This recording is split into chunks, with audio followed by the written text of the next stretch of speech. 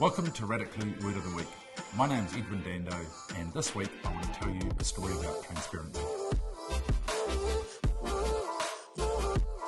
I'm hoping it might prompt you to think about your own organisation. I was helping an organisation adopt Agile across 6 teams. We'd created a shared vision for the change and everyone was on board. We held a series of workshops to upskill everyone and we'd kicked off really well. Overall, things were going really well. The teams were full of highly skilled people who all knew each other well and had worked together for years. They were all highly committed and they worked hard. And they really knew the area that they were working in well. But something wasn't quite right.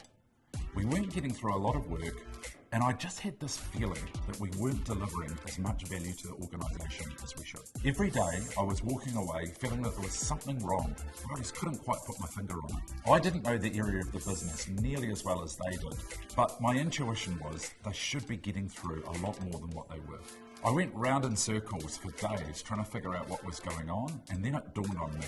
I needed more transparency to be able to understand what was going on. So I set up a small experiment.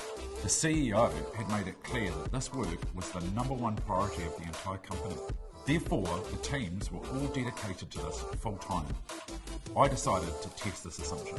Rather than dig into the details of what they were working on, I asked them to help me establish transparency so we could see where their time was being spent. Every day, we simply recorded a green tick if they were doing the 7 hours that they were supposed to be, or a red cross if they weren't. What I saw stunned me. Every single one of them was red crosses. So I set up time to meet with them all one-on-one to work through what was going on. Most people were only spending about 1 hour a day on the project.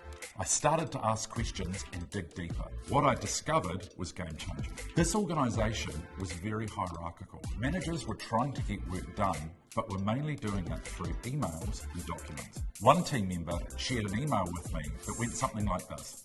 Dear Bob, as you know, I am the Program Director for Very Important Initiative X. In order to achieve our timelines, I've assigned you to work packages 5 and 7, which need to be completed by Friday. I am sure I have your complete and utter support in this vitally important endeavour. Regards, Vitally Important Senior Manager, Charles. In this organisation, people generally did what managers asked them to do. So despite this being the most important project in the entire organisation, and us then breaking the work down of the most important project in the entire organisation, people were off working on all sorts of other stuff. There were thousands of invisible undercurrents of work running through this organisation, and they had absolutely no transparency about what was going on. So I brought this discovery to the product owner, who also happened to carry a lot of weight in the company. We held a meeting with all the people involved and shared the problem. And he empowered them all from here on to say no to incoming work that was outside their scope. Even more significantly, he said, bring it to the product owners responsible so that they can prioritise it.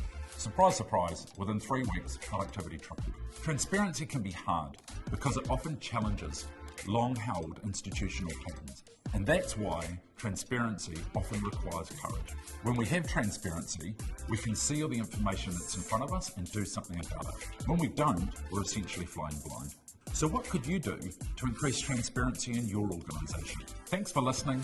My name's Edwin Dando, and this is Radically Word of the Week.